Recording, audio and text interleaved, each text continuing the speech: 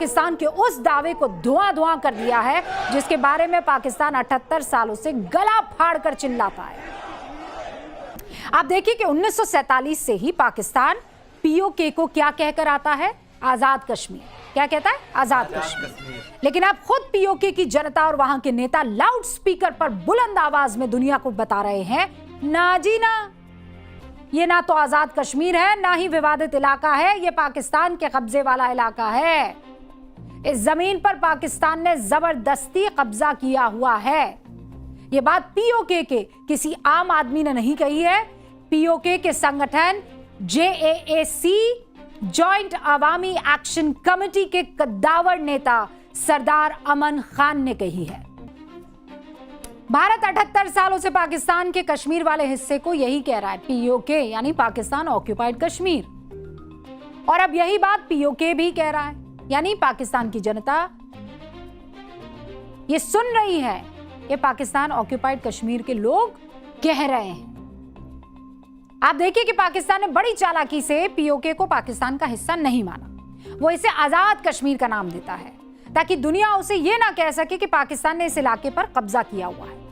लेकिन अब पाकिस्तान की यही चालाकी उसकी सबसे बड़ी गलती साबित हो रही है, क्योंकि पाकिस्तान ने पीओके को संवैधानिक रूप से अपने देश का 5वां राज्य घोषित नहीं किया है। ठीक है, पाकिस्तान के संविधान के आर्टिकल 257 के मुताबिक पीओके पाकिस्तान का भौगोलिक हिस्सा नहीं है। इस आर्टिकल में यह कहा गया है कि जब जम्मू कश्मीर के लोग पाकिस्तान में शामिल होने का फैसला करेंगे तब दोनों के बीच संबंधों का निर्धारण वहां की जनता की इच्छा के अनुसार कर दिया जाएगा। इसीलिए पीओके को पाकिस्तान के 4 मुख्य राज्य कौन कौन से हैं? एक तो पंजाब है, एक सिंध है, एक खैबर पख्तूनख्वा है और एक बलूचिस्तान है। ये 4 है और ये अघोषित है पीओके। इससे अलग रखा गया इन 4 राज्यों से। पाकिस्तान आधिकारिक तौर पर इसे AJK यानी आजाद जम्मू और कश्मीर कहता है।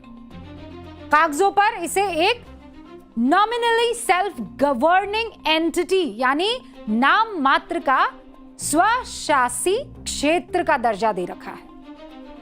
पाकिस्तान ने यह सब दुनिया की आंखों में क्या फेंकने के लिए किया हुआ है? धूल। और बैकडोर से पीओके में चुनाव से लेकर सरकार के भीतर तक यह घुसपैठ कर चुका है। इसीलिए पीओके में किसी भी पार्टी की सरकार हो उसे इस्लामाबाद की कठपुतली कहा जाता है। पीओके में पाक की चुनावी मक्कारी क्या है, आप जानना चाहते हैं? जानना चाहते हैं। पीओके विधानसभा की कुल सीटें, अच्छा मैं बोर्ड बाबू पर आपको समझाने की कोशिश करती हूं। पीओके में जो पाकिस्तान है ना उसकी मक्कारी समझिए आप। क्या मक्कारी है? 2 हिस्सों में करके बताते हैं। देखिए किया क्या है, पीओके की विधानसभा में कुल सीटें कितनी हैं? कुल सीटें हैं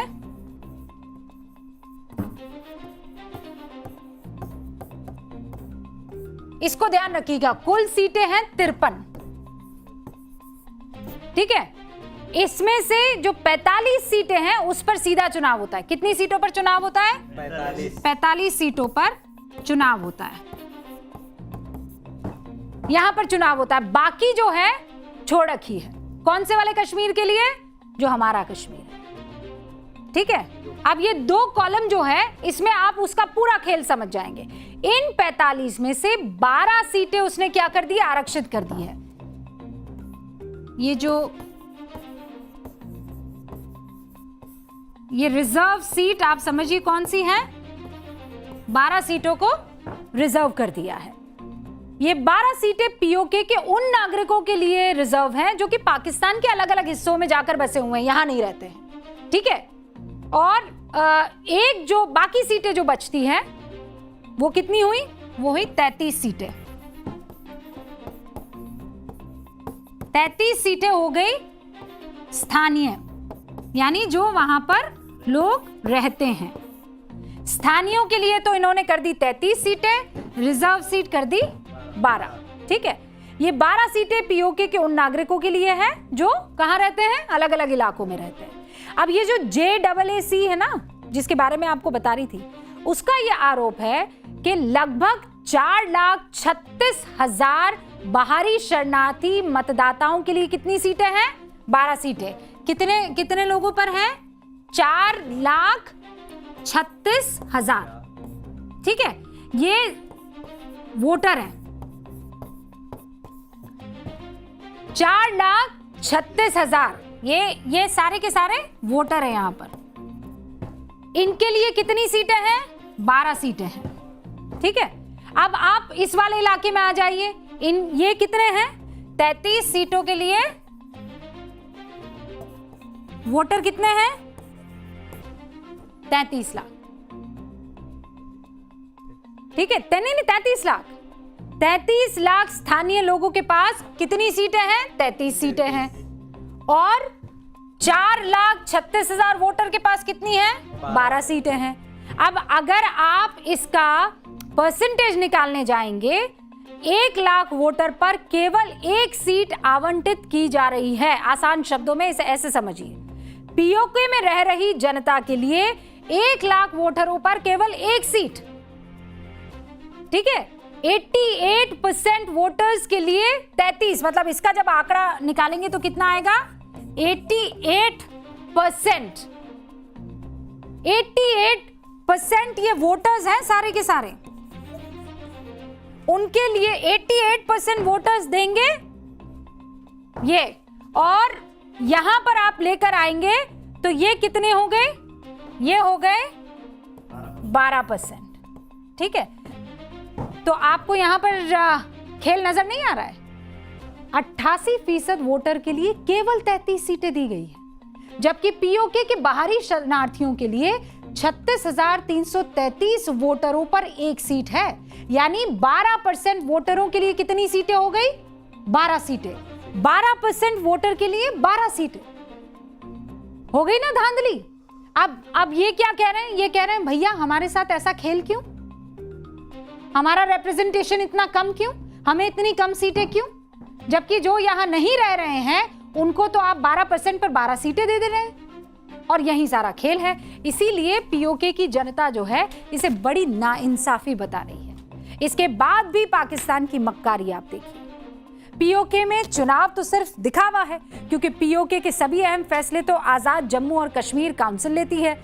इस काउंसिल का हेड पता है कौन है? गैस कर सकते हैं? इस काउंसिल का हेड पाकिस्तान का प्रधानमंत्री होता है। यानी मुजफ्फराबाद में पीओके की जो चुनी हुई सरकार बैठती है वो चुनी हुई है ही नहीं। चुनी हुई सरकार इस काउंसिल के अधीन काम करती है, और काउंसिल का हेड कौन हुआ? पाकिस्तान का पीएम। इसीलिए अब जेएएसी ये मांग कर रही है कि अगर पाकिस्तान सरकार संविधान में संशोधन नहीं करती है तो इस बार पीओके में चुनाव नहीं होगा। यानी 27 जुलाई को पीओके में कुछ बड़ा हो सकता है। तारीख क्या है? 27 जुलाई। क्योंकि अब पाकिस्तान की पकड़ पीओके पर पहले जैसी रही नहीं। विद्रोह की आवाज बुलंद है। वहां की जनता गुलामी की जिंदगी जीने से इनकार कर रही है। पीओके में पाकिस्तान के जुल्म का जिक्र पूर्व प्रधानमंत्री अटल बिहारी वाजपेयी ने अपनी एक कविता में किया था। सुनाऊं? सुन लीजिए। भूखों को गोली, नंगों को हथियार पिनाए जाते हैं, सूखे कंठों से जिहादी नारे लगवाए जाते हैं। लाहौर, कराची, ढाका पर मातम की है काली छाया, पख्तूनों पर, गिलगित पर है गमगीन गुलामी का साया। दिन दूर नहीं खंडित भारत को पुनः अखंड बनाएंगे। दिन दूर नहीं खंडित भारत को पुनः अखंड बनाएंगे। गिलगित से गारो पर्वत तक आजादी पर्व मनाएंगे। आजादी पर्व मनाएंगे, और वो 15 अगस्त वाली।